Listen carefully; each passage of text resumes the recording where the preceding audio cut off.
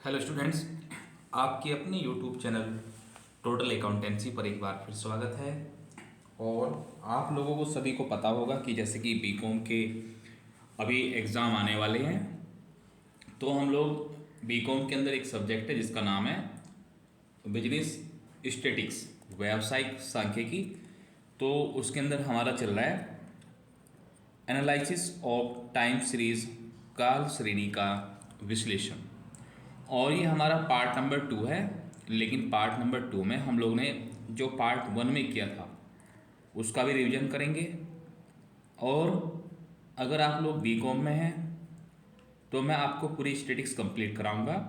आप हमें कमेंट करके बताइएगा कि इसके बाद अभी अपना एनालिसिस ऑफ टाइम सीरीज चल रहा है, इसके बाद आप कौन सा चैप्टर करना चाहते हैं। आप इस वीडियो को ज़्यादा से ज़्यादा शेयर कीजिएगा, ठीक है, ताकि आप लोगों का जो सपोर्ट है वो हमें मिल सके। आप लोगों का सपोर्ट रहेगा तभी हम लोग भी काम करेंगे। देखिए, चैप्टर का नाम है काल श्रेणी का विश्लेषण, एनालिसिस ऑफ टाइम सीरीज। देखिए, यहाँ पे सिर्फ देखना है कि जो काल श्रेणी की प्रमुख परिभाषाएं निम्न प्रकार है। सबसे पहली जो परिभाषा है, समय पर आधारित समूहों के समूह को, यानी कि कोई भी ऐसा समूह, ठीक है, और किसका समूह, आंकड़ों के, आंकड़ों का कोई भी ऐसा समूह जो समय पर आधारित हो। किस पर आधारित हो? समय पर। कोई भी आंकड़े जो समय पर आधारित होंगे, जैसे 2000 सेल की, 2016 की सेल कितनी थी, 2017 की सेल कितनी है, या फिर इसकी प्रोडक्शन कितनी थी, इसकी प्रोडक्शन कितनी है। जब जो आंकड़े या आंकड़ों का जो समूह है वो समय पर आधारित होगा तो हम उसे क्या कहेंगे? काल श्रेणी। दूसरी परिभाषा क्या दी गई है? काल श्रेणी के आंकड़े समयानुसार क्रमबद्ध होते हैं, यानी कि जब आंकड़े समय के आधार पर हों तो उसे हम लोग क्या कहेंगे? काल श्रेणी। उसके बाद जरूरी नहीं है कि काल श्रेणी वार्षिक हो, तो काल श्रेणी घंटे, दिन, या फिर सप्ताह, माह, वर्ष आदि कुछ भी हो सकती है। उसके बाद चलते हैं हम लोग कि इसके अंदर मेथड्स कितने हैं। एक, आप लोग काल श्रेणी के विश्लेषण का महत्व, या फिर utility of analysis of time series, जो टाइम सीरीज है इसका कहाँ पर प्रयोग किया जा सकता है। तो चाहे सरकार हो, वैज्ञानिक शोधकर्ता हो, या फिर भूगोल शास्त्रीय हो, सभी लोग या सभी लोगों के लिए इसका अपना एक विशेष महत्व है काल श्रेणी का। तो काल श्रेणी का सबसे पहला अगर हम लोग इम्पोर्टेंस देखें तो इसका सबसे पहला इम्पोर्टेंस है पूर्व अनुभवों का लाभ, एडवांटेजेस फ्रॉम पास्ट एक्सपीरियंस, यानी कि जो हमें पूर्व में अनुभव हो रखे हैं, ठीक है, उनके आधार पर हम लोग जो है भविष्य के निर्णय ले सकते हैं, यानी कि पूर्व अनुभवों का लाभ मिलता है इसके अंदर, ठीक है। दूसरे क्या है? भविष्य के लिए पूर्वानुमान। हमारी पहले कितनी सेल हो रही थी वो हम लोग इससे निकाल सकते हैं काल श्रेणी से। भविष्य में कितनी सेल हो सकती है, इस चीज़ का अंदाज़ा इससे लगाया जा सकता है। किससे? टाइम सीरीज से या फिर काल श्रेणी से। तो ये पूर्व अनुभवों का भी लाभ मिलता है, और भविष्य के लिए, यानी कि जो फ्यूचर आने वाला है उसके लिए भी हम क्या कर सकते हैं? फोरकास्टिंग कर सकते हैं। उसके बाद देखते हैं तीसरा बेनिफिट क्या है।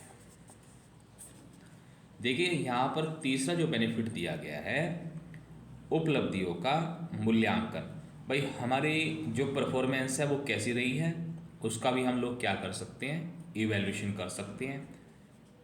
उसके बाद है पॉइंट नंबर 4, कंपैरेटिव स्टडी, तुलनात्मक अध्ययन, यानी कि पिछले साल और इस साल या पिछले 10 सालों का और उसके बाद के 10 सालों का, इसमें क्या किया जा सकता है? तुलना की जा सकती है समय के आधार पर। जो फिफ्थ पॉइंट है उसमें क्या है? व्यापार चक्रों का अनुमान।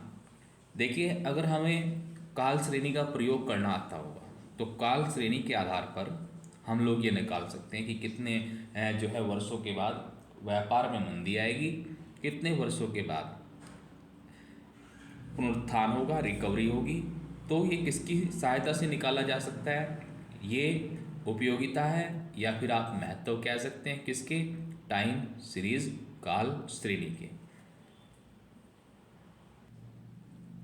उसके बाद हम लोग डिस्कस करने वाले हैं कि जो काल श्रेणी है, जो ये काल श्रेणी चैप्टर है, इसमें कितने मेथड है कुल मिलाकर के। तो अगर हम लोग केंद्रीय दीर्घकालीन परिवर्ती का मापन, मेजरमेंट ऑफ ट्रेन, तो इसमें टोटल मिलाकर के 4 मेथड हैं। सबसे पहले का मेथड का नाम है बाई इंस्पेक्शन या फिर फ्री हैंड करो मेथड। मैं आपको पार्ट बाई, ठीक है, पार्टों में बना बना के, नहीं अलग अलग पार्ट वीडियो के बनाएंगे, और जितने भी इसके अंदर मेथड्स हैं, ठीक है, वो सारे कंप्लीट कराएंगे। खाली इस चैप्टर की नहीं, पूरी बुक आपको कराई जाएगी।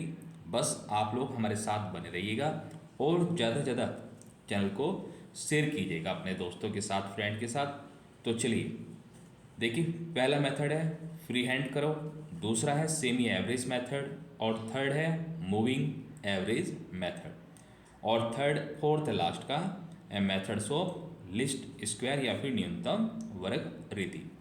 तो चलिए हम लोग समझते हैं जो अपना सबसे पहले वाला मेथड है, ठीक है, जो अपना सबसे पहला मेथड है जिसका नाम है फ्री हैंड करो मेथड। देखिए फ्री हैंड करो मेथड क्या कहना चाहता है। इस विधि में हम जो हमें आंकड़े दिए गए हैं, काल श्रेणी को ग्राफ पेपर पर अंकित करेंगे।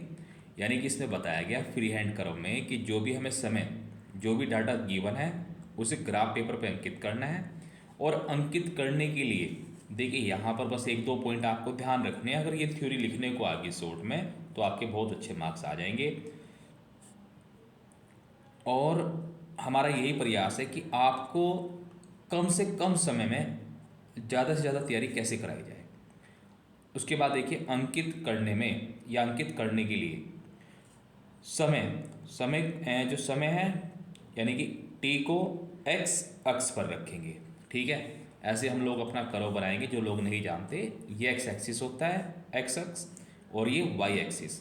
तो इन्होंने कहा कि जो समय है, समय को हमेशा एक्स एक्सिस पर ही लेना है और हमेशा इधर से स्टार्ट होगी। उसके बाद वाई एक्सिस पर क्या लेंगे? जो भी अदर जो चीज़ होगी यूटी को वाई अक्ष पर लेते हैं। अंकित बिंदुओं के, यानी कि जो भी हमें दिया होगा बिंदुओं के उतार चढ़ाव को ध्यान में रखते हुए, जो भी उतार चढ़ाव होंगे, एक मुक्त हस्त वक्र उच्चावचनों के लगभग बीच में से गुजरता हुआ होगा, उसे हम लोग खींचते हैं। यानी कि इस तरह से कुछ लाइनिंग बनेगी। तो हमें क्या करना है, जो भी अप डाउन है उन सब बातों को ध्यान रख के एक कर्व बनाना है। इस कर्व को ही हम लोग क्या कहते हैं? Free hand curve. अब हम लोग दिखाएंगे आपको कि फ्री हैंड कर्व बनता कैसे है। देखिए यहाँ पे बिल्कुल सिंपल सा एग्जाम्पल दिया हुआ है। इसमें से क्वेश्चन तो बनता नहीं है, बस ज़्यादा से ज़्यादा थ्योरी आ सकती है फ्री हैंड कर्व की, ठीक है। तो चलिए क्वेश्चन चैप्टर से बनेगा, लिस्ट स्क्वायर से और मूविंग से, ठीक है। जो इसके मेथड हैं, इसी चैप्टर के जो मेथड हैं मूविंग और मेथड ऑफ लिस्ट स्क्वायर, वहाँ से लॉन्ग क्वेश्चन आने की उम्मीद है। तो चलिए हम लोग इसे पूरा करते हैं। देखिए सबसे पहला क्या है, फ्री हैंड करो हमें सीखना है। Following are the figure of sales for various year, determine the trend line by free hand method. तो हम लोगों को देखिए 2 इन्फॉर्मेशन दी गई है, एक तो ईयर है और दूसरी है हमारी सेल। तो हम लोग देखो अभी बताया था कि जो वर्ष होगा, ईयर होगा, जो समय होगा, आप इसे कहाँ लेंगे? एक्स एक्सिस पर, और इसे कहाँ लेंगे? वाई एक्सिस पर। तो ये आपके सामने एक जो है, यहाँ पे आप लोग देख सकते हैं, एक पिक्चर है आपके सामने, एक डायग्राम है।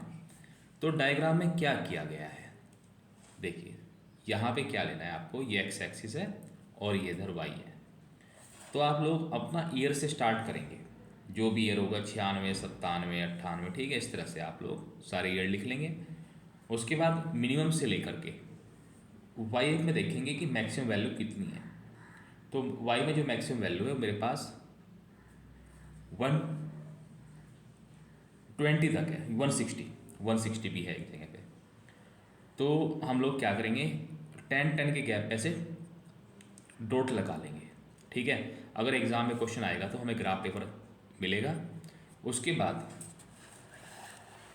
हम लोग क्वेश्चन में देखेंगे कि 1996 में कितनी सेल थी, 97 में कितनी है, 98 में कितनी है, 99 में कितनी है, 2000 में कितनी, और उसी के अकॉर्डिंग हम लोग क्या करेंगे, निशान लगाते हुए चलेंगे। जैसे 1996 में हमारी सेल थी 60, तो 1996 के ऊपर होना चाहिए और 60 के सामने होना चाहिए, इस तरह से। फिर 1997 में जो हमारी सेल है वो है 70, तो इसके तो ऊपर होना चाहिए और इसके 70 के सामने होना चाहिए, यहाँ पे डैश लगाएंगे। तो इस तरह से हम लोग यहाँ पे डॉट डॉट लगाते चले जाएंगे, ठीक है। फिर लास्ट में क्या करना है, फ्री हैंड करो अब शुरू होगा, उसके बाद हम इन्हें मिलाएंगे आपस में ऐसे।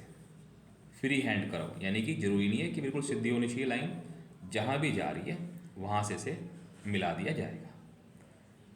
तो आई होप कि आपको समझ में आ गया होगा कि फ्री हैंड करो मेथड क्या है और किस तरह से इसमें ग्राफ बनेगा।